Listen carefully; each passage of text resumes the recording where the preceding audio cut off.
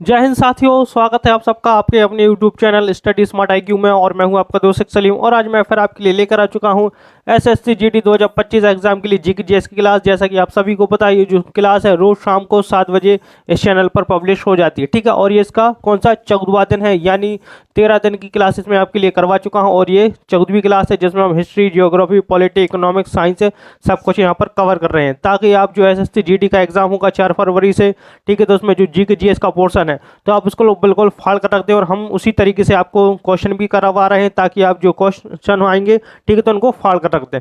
तो आगे बढ़ते हैं, और आगे बढ़ने से पहले अगर वीडियो पसंद आती है तो लाइक करें, शेयर करें, सब्सक्राइब करना ना भूलें। तो चलिए पहला क्वेश्चन लेते हैं। और आपके कोई फ्रेंड्स हैं या कोई रिलेटिव्स हैं जो SSC GD 2025 की तैयारी कर रहे हैं, तो आप उनको भी इस वीडियो की लिंक शेयर कर दें, ताकि वो भी यहाँ से फायदा ले सकें। चलिए पहला क्वेश्चन है, प्रसिद्ध भारतीय अभिनेत्री बैजयंती माला, ठीक है, तो बैजयंती माला निम्नलिखित में से किस नृत्य शैली की प्रतिपादक है। तो बैजयंती माला जो है तो किस शास्त्रीय नृत्य शैली की प्रतिपादक है। जो प्रतिपादक ये है भरतनाट्यम, ठीक है। भरतनाट्यम जो है एक शास्त्रीय नृत्य है, कहाँ का है, तो भरतनाट्यम जो है ये तमिलनाडु का शास्त्रीय नृत्य है। कहाँ का, तमिलनाडु का ये शास्त्रीय नृत्य है। फिर हम बात करते हैं कुचिपुड़ी, तो कुचिपुड़ी जो है ये आंध्र प्रदेश का शास्त्रीय नृत्य है। ओडिसी ओडिशा का शास्त्रीय नृत्य है। और कथक जो है तो ये उत्तर प्रदेश का शास्त्रीय नृत्य, ठीक है। यहाँ शास्त्रीय नृत्य से एक ना एक क्वेश्चन आता है कि यहाँ पर कोई दे देगा कि ये जो नाम दे देगा, जैसे यहाँ पर बैजयंती माला दे दिया, ठीक है, तो बैजयंती माला, फिर यहाँ पर बिरजू महाराज दे देगा, यानी अलग अलग नाम दे देगा, ठीक है। और पूछेगा कि ये किस शास्त्रीय नृत्य से संबंधित है, तो आपको यहाँ पर ये पता नहीं होंगे। अब बात करते हैं, हमारे 4 शास्त्रीय नृत्य तो यही होगा, लेकिन हमारे टोटल 8 शास्त्रीय नृत्य हैं भारत में, ठीक है। भारत में जो है तो ये 8 शास्त्रीय नृत्य है, तो 4 तो यहीं पर हो गए। अब 4 और बताता हूँ मैं, तो देखिए एक हो जाएगा कथकली, मोहिनीअट्टम, तो कथकली और जो मोहिनीअट्टम है तो ये कहाँ से, तो ये दोनों जो है तो ये केरल से संबंधित है, ठीक है। केरल के शास्त्रीय नृत्य हैं कथकली और मोहिनीअट्टम। फिर इसके बाद हम बात करते हैं सत्रिया की, ठीक है, सत्रिया, तो सत्रिया जो है तो ये कहाँ से संबंधित है, सत्रिया जो है तो ये असम से संबंधित है। और फिर मणिपुरी, तो ये मणिपुरी जो है तो ये मणिपुर से संबंधित है, ठीक है। तो ये है वो 8 शास्त्रीय नृत्य, ठीक है, भारत के कुचिपुड़ी आंध्र प्रदेश का, भरतनाट्यम तमिलनाडु का, ओडिसी उड़ीसा का, ठीक है, और कथक उत्तर प्रदेश का। फिर कथकली और मोहिनीअट्टम ये दोनों केरल के शास्त्रीय नृत्य हैं, सत्रिय असम का, और मणिपुरी मणिपुर का शास्त्रीय नृत्य है, ठीक है। तो आप याद रखेंगे हमारे देश में कितने 8 शास्त्रीय नृत्य हैं, ठीक है, 8 के 8 बता दिए। और इसके अलावा ये भी कि यहाँ पर किसी का नाम दे दिया जाएगा, ठीक है, तो और उनसे पूछा जाएगा कि ये किस शास्त्रीय नृत्य या किस शैली के प्रतिपादक, ठीक है। जैसे यहाँ पर बैजयंती माला दे दिया, बिरजू महाराज दे सकते हैं, शंभू महाराज दे सकते हैं, तो कुछ भी यहाँ पर दे सकते हैं और पूछेंगे ये किस शास्त्रीय नृत्य से संबंधित। तो आपको इन चीज़ों को हमेशा याद रखना है, ठीक है। और जो चीज़ें मैं बताता हूँ तो आप इनके नोट जरूर बनाएं, क्योंकि नोट आपके लिए रिवीजन के लिए बहुत ज़्यादा फायदेमंद होते हैं। तो नेक्स्ट क्वेश्चन है, निम्नलिखित में से कौन सा त्यौहार केरल से संबंधित है, ठीक है। तो केरल से संबंधित त्यौहार है, तो केरल में जो त्यौहार मनाया जाता है ये मनाया जाता है ओणम, ठीक है। ओणम जो है एक केरल का त्यौहार, ये फसल कटाई का त्यौहार, किसका, फसल कटाई होती है इस टाइम पर, ठीक है, फसल कटाई का त्यौहार है ये। और हम बात करें तो ये 10 दिनों तक मनाया जाता है, ठीक है, 10 दिनों तक ये चलता है। और ये जो है तो ये भगवान शिव एंड भगवान महाबली को समर्पित है, ठीक है, भगवान महाबली को समर्पित है ये, ठीक है। और ये महाबली के आगमन पर ये त्यौहार मनाया जाता है, ठीक है, आगमन पर, महाबली के आगमन पर ये त्यौहार मनाया जाता है, 10 दिनों तक चलता है, फसल कटाई का त्यौहार है, ठीक है। फिर हम बात करते हैं पोंगल, तो पोंगल जो है तो कहाँ पर, तो ये तमिलनाडु में मनाया जाता है, कहाँ पर, तमिलनाडु में मनाया जाता है। इसके अलावा जो है ये कई और राज्यों में, केरल में भी ये मनाया जाता है, ठीक है, केरल में, आंध्र प्रदेश, कर्नाटक, ठीक है, यहाँ पर इन राज्यों में, तमिलनाडु के अलावा इन दूसरे राज्यों में भी मनाया जाता है, ठीक है। लेकिन जो मुख्य तरीके से मनाया जाता है ये मनाया जाता है कहाँ पर, पोंगल त्यौहार मनाया जाता है तमिलनाडु में। ये जो त्यौहार है ये कितने दिन, 4 दिन चलता है, कितने, 4 दिन चलता है। और ये भी फसल कटाई का त्यौहार है, ठीक है, पोंगल जो है ये फसल कटाई त्यौहार है। फिर हम बात करते हैं बोनालू त्यौहार, तो बोनालू जो है तो ये कहाँ पर, तेलंगाना में मनाया जाता है, कहाँ पर, तेलंगाना में मनाया जाता है।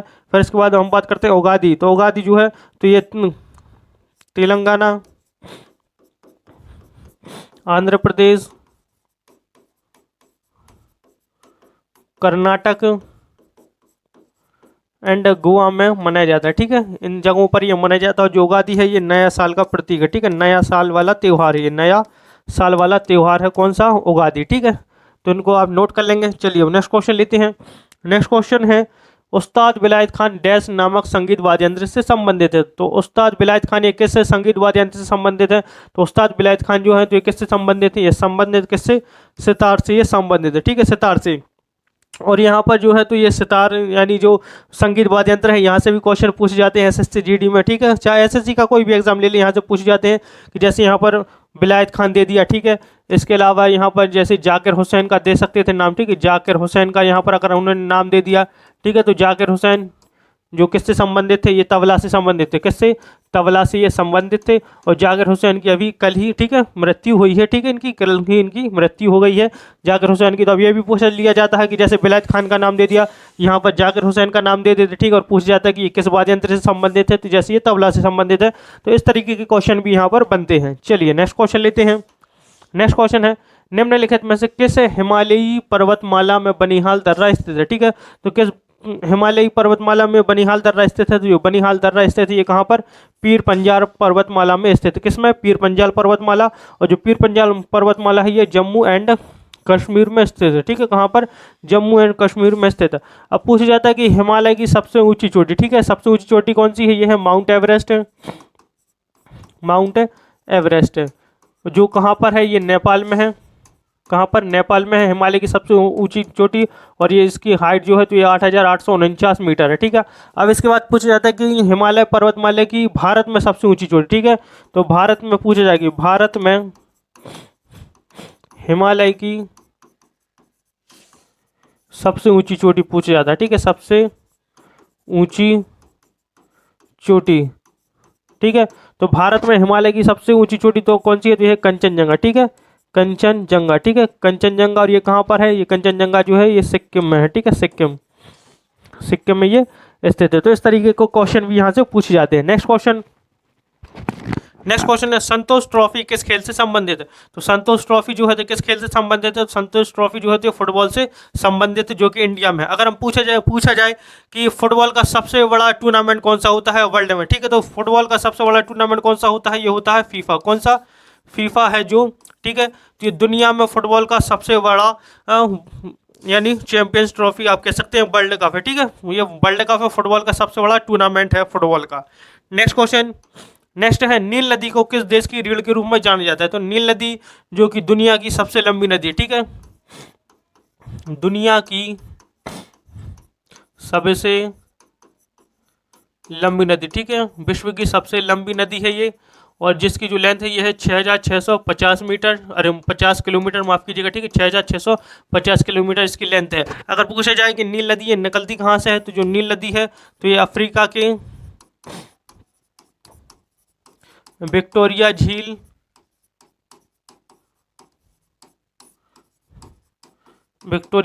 के पास से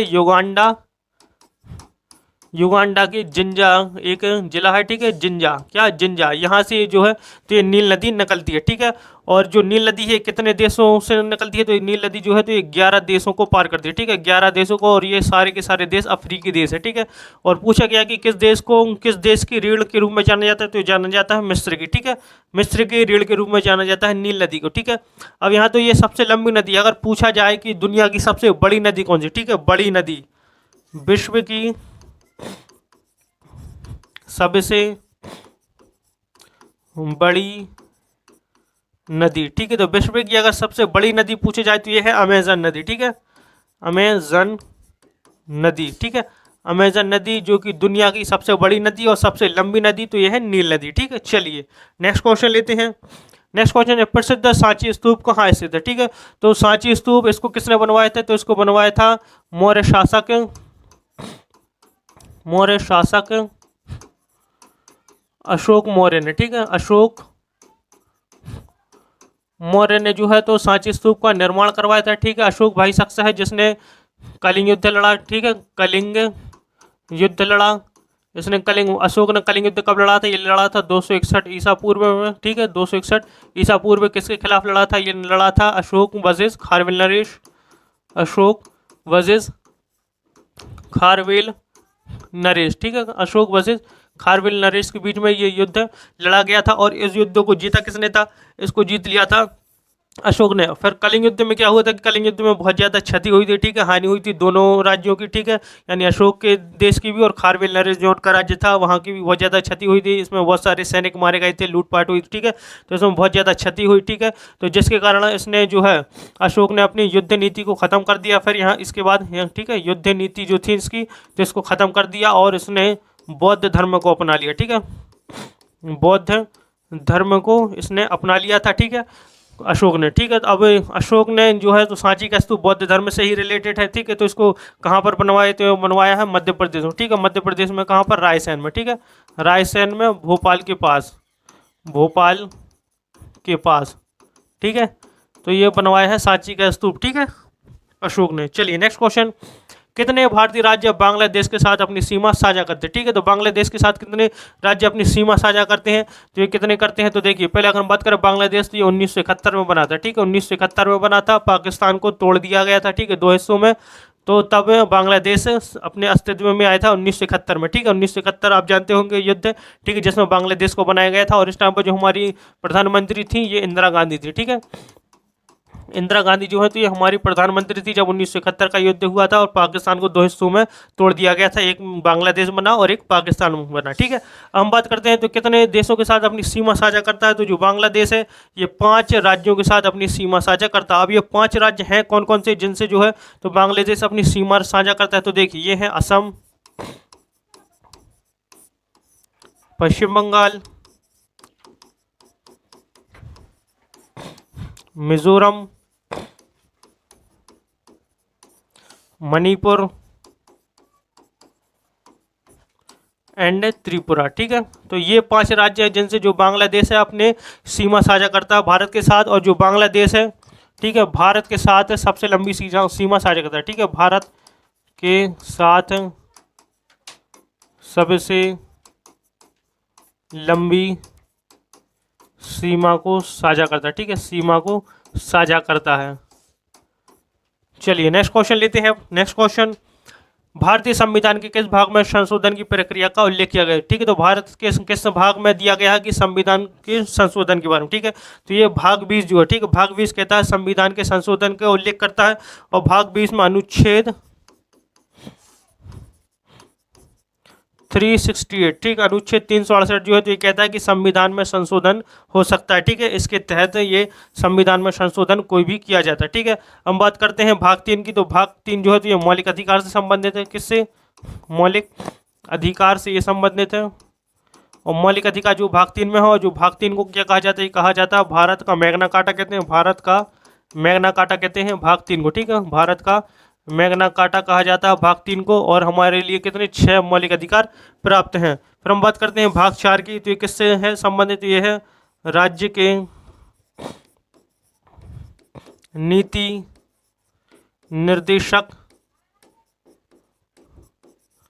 तत्व, ठीक है, नीति निर्देशक तत्व से ये संबंधित है भाग 3। चलिए नेक्स्ट क्वेश्चन, नेक्स्ट है, निम्नलिखित में से कौन दिल्ली का पहला सैयद शासक था, ठीक है, तो दिल्ली का पहला सैयद शासक, तो अगर हम बात करें दिल्ली का सैयद शासक ये कौन था, तो ये था खिज़र खान, ठीक है, खिज़र खान जिसने जो है तो ये सैयद वंश की स्थापना की थी, किसकी, Syed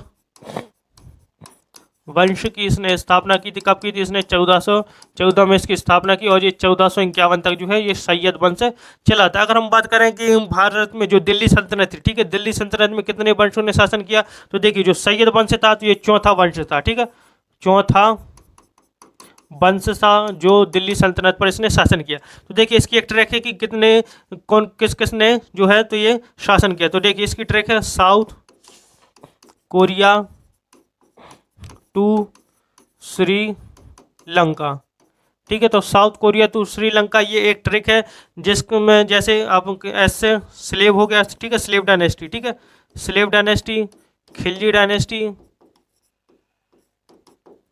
Tughlaq dynasty, Syed dynasty and Lodhi dynasty, तो ये 5 वंश हैं जिन्होंने दिल्ली सल्तनत पर शासन किया। सबसे पहले स्लेव आए यानी गुलाम वंश, फिर खिलजी वंश, फिर तुगलक वंश, फिर सैयद वंश और फिर लोधी वंश आए, ठीक है। अगर पूछी जाए कि सबसे ज़्यादा शासन किस वंश ने किया, तो सबसे ज़्यादा शासन किया तुगलक वंश ने, और सबसे कम पूछा जाए तो सबसे कम शासन किया दिल्ली सल्तनत पर खिलजी वंश ने, ठीक है। तो ये है इसके बारे में। तो पहला सैयद शासक कौन था? ये था खिज़र खान, जिसने सैयद वंश की स्थापना की थी 1414 में, और जो सैयद वंश था ये 1451 तक चला। चलिए नेक्स्ट क्वेश्चन लेते हैं। निम्नलिखित में से किस व्यक्ति का मकबरा भारत के बाहर स्थित है? तो देखिए, अगर हम बात करें हुमायूं का, तो ये कहाँ पर है? ये दिल्ली में है, ठीक है, दिल्ली में स्थित है हुमायूं का मकबरा। जहांदार का ये भी दिल्ली में स्थित है, हुमायूं के मकबरे के पास में। जहांगीर इसका है लाहौर में, कहाँ पर? लाहौर में ये स्थित है। और औरंगजेब का ये संभाजी नगर, ठीक है, संभाजी नगर, जिसको पहले औरंगाबाद कहा जाता था, ठीक है, संभाजी नगर में ये स्थित है। तो इसका राइट आंसर क्या हो जाएगा? तो भारत के बाहर स्थित है, तो ये है जहांगीर का, ठीक है, जहांगीर का मकबरा जो है तो ये लाहौर में स्थित है। भारत के बाहर जहांगीर है, ये फोर्थ है, ठीक है, मुगल साम्राज्य का चौथा राजा था, ठीक है। हुमायूं दूसरा बादशाह था, ठीक है, और जहांगीर चौथा था, और औरंगजेब छठवा, ठीक है, छठवा सुल्तान था मुगल साम्राज्य का, ठीक है, मुगल साम्राज्य का। चलिए नेक्स्ट क्वेश्चन। नेक्स्ट है, निम्नलिखित में से किसका गठन भारत के संविधान के अनुच्छेद 280 के तहत गठित किया गया था? तो किसका गठन अनुच्छेद 280 के तहत किया गया था? तो ये किया गया था वित्त आयोग, ठीक है, वित्त आयोग का गठन अनुच्छेद 280 के तहत किया गया था। अगर हम बात करें कि पहला वित्त आयोग, ठीक है, पहला वित्त आयोग, तो पहले वित्त आयोग की स्थापना कब हुई थी? तो हुई थी 1951 में जवाहरलाल नेहरू के टाइम पर, ठीक है। और वित्त आयोग की जो गठित, ठीक है, गठन कौन करता है? तो जो गठन करता है तो करता है राष्ट्रपति, ठीक है, राष्ट्रपति जो है तो वित्त आयोग का गठन करता है। और पहला वित्त आयोग कब? ये 1951 में बना था जवाहरलाल नेहरू के टाइम पर। चलिए नेक्स्ट क्वेश्चन। नेक्स्ट क्वेश्चन है, किस राज्य में सबसे बड़ी तटरेखा? तो किस राज्य की सबसे बड़ी तटरेखा है? तो भारत में सबसे बड़ी तटरेखा जो राज्य की है तो यह है गुजरात की, ठीक है, गुजरात की सबसे बड़ी तटरेखा है। और इसकी जो है तो ये 1600 किलोमीटर की तटरेखा, ठीक है, 1600 किलोमीटर की तटरेखा है। अब इसके बाद पूछा जाए कि दूसरी सबसे बड़ी तटरेखा किस राज्य की है? तो दूसरी पे आ जाता है आंध्र प्रदेश, ठीक है, आंध्र प्रदेश, जिसकी जो है तो ये दूसरी सबसे बड़ी तटरेखा, ठीक है, दूसरी सबसे बड़ी तटरेखा भारत में। और अगर पूछा जाए कि दक्षिण भारत में सबसे बड़ी तटरेखा किस राज्य की, तो यह है आंध्र प्रदेश, ठीक है, दक्षिण भारत में, दक्षिण भारत साउथ इंडिया में, ठीक है, दक्षिण भारत में सबसे बड़ी तटरेखा आंध्र प्रदेश की है, ठीक है, और दूसरी सबसे बड़ी तटरेखा भी आंध्र प्रदेश की है, और सबसे बड़ी तटरेखा गुजरात की है। नेक्स्ट क्वेश्चन लेते हैं। नेक्स्ट है, भारतीय राष्ट्रीय गीत वंदे मातरम पहली बार किस राजनीतिक अवसर पर गाया था? तो हम बात करें राष्ट्रीय गीत वंदे मातरम की, ठीक है, वंदे मातरम जो कि आनंद मठ से लिया गया, कहाँ से? आनंद मठ से इसको लिया गया। और आनंद मठ किसने लिखा है? तो ये लिखा है आनंद मठ बंकिम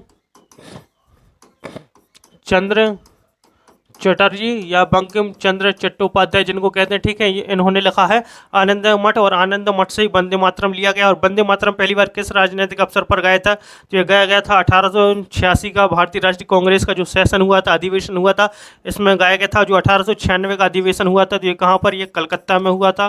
कहाँ पर? कलकत्ता में हुआ था। और इस कलकत्ता अधिवेशन में जो अध्यक्ष थे, ठीक है, तो ये अध्यक्ष थे रहीमतुल्ला, ठीक है, रहीमतुल्ला जो सयानी थे, ये अध्यक्ष थे 1896 के INC सेशन में कलकत्ता वाले। और इसी में जो है तो वंदे मातरम पहली बार गाया गया था, ठीक है। चलिए नेक्स्ट क्वेश्चन लेते हैं अब। नेक्स्ट है, घूमर डैश राज्य का एक लोक नृत्य। तो घूमर किस राज्य का एक लोक नृत्य? तो जो घूमर है तो ये राजस्थान का लोक नृत्य। किसका? राजस्थान का। ऑप्शन डी इसका राइट आंसर हो जाएगा। इसके अलावा यहाँ पर कालबेलिया भी मनाया जाता है, ठीक है, कालबेलिया लोक नृत्य, भवाई लोक नृत्य, ठीक है, ये कहाँ पर मनाई जाती है? मनाए जाते हैं राजस्थान में।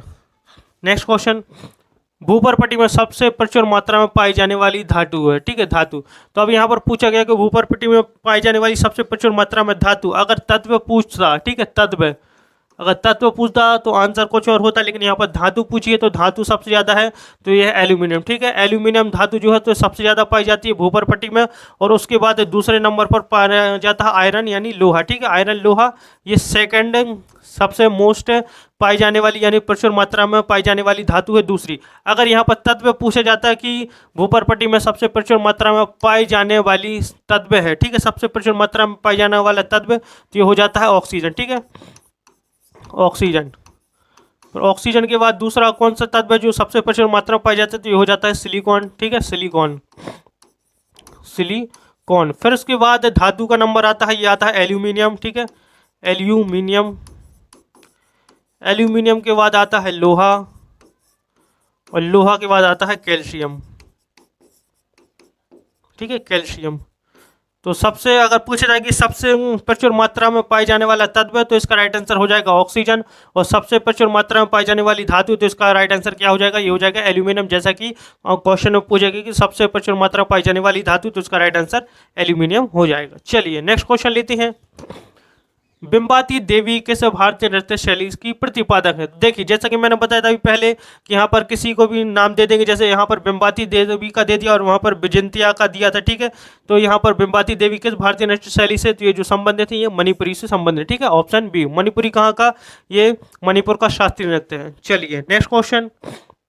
डंडारी नृत्य शैली भारत के निम्नलिखित में से किस राज्य से संबंधित है? तो डंडारी नृत्य शैली जो है तो भारत के तेलंगाना से संबंधित है। ठीक है, तेलंगाना से। नेक्स्ट क्वेश्चन, नेक्स्ट है इंदिरा गांधी के नेतृत्व में भारत की कौन सी पंचवर्षीय योजना शुरू की गई थी? ठीक है, तो इंदिरा गांधी जो कि हमारे देश की पहली महिला प्रधानमंत्री है। ठीक है, पहली महिला प्रधानमंत्री। ठीक है, और इनको भारत की आयरन लेडी ऑफ इंडिया कहा जाता है। ठीक है, आयरन लेडी ऑफ इंडिया जो है तो इनको कहा जाता है। किसको? इंदिरा गांधी को। अगर हम बात करें इंदिरा गांधी की, तो इनके टाइम पर कौन सी पंचवर्षीय योजना हुई थी शुरू? तो हुई थी चौथी पंचवर्षीय योजना। ठीक है, चौथी पंचवर्षीय योजना ये 1969 से 1974 तक चली। ठीक है, अगर हम बात करें पहली वाली तो ये 1951 से 1956 तक, सेकंड जो है तो 1956 से 1961, और तीसरी 1961 से 1966 तक चली। ठीक है, फिर उसके बाद 3 साल का गैप लिया गया था, फिर उसके बाद 1969 और 74 तक ही चली चौथी पंचवर्षीय योजना। चलिए नेक्स्ट क्वेश्चन। नेक्स्ट है हरेली, कजरी और मड़ई त्योहार निम्नलिखित में से किस राज्य में मनाया जाता है? तो हरेली, कजरी और मड़ई त्योहार जो मनाया जाता है ये कहाँ पर? ये छत्तीसगढ़ में मनाया जाता है। अब देखिए यहाँ पर है हरेली, तो जो कहाँ पर? ये छत्तीसगढ़ में मनाया जाता है। अगर यहीं पर पूछ लिया जाता कि हरेला त्योहार जो, ठीक है, हरेला उत्सव ये कहाँ पर मनाया जाता है, तो हरेला का क्या हो जाता है? हरेली तो छत्तीसगढ़ से है, लेकिन अगर हरेला की बात होती तो यहाँ पर ये आ जाता है इसका राइट आंसर उत्तराखंड। ठीक है, जो हरेला उत्सव है ये कहाँ से? ये उत्तराखंड से संबंधित है। किससे? उत्तराखंड से। तो ये थे हमारे आज के question RRB SSC GD 2025 exam के लिए, और ऐसी वीडियो आपके लिए हम लेकर आते रहेंगे। तो आई होप आपको हमारी वीडियो पसंद आई होगी। अगर वीडियो पसंद आती है तो लाइक करें, शेयर करें, सब्सक्राइब करना ना भूलें हमारे चैनल को। तो मिलते हैं आपसे अगली वीडियो में, तब तक के लिए good luck and goodbye. Thank you.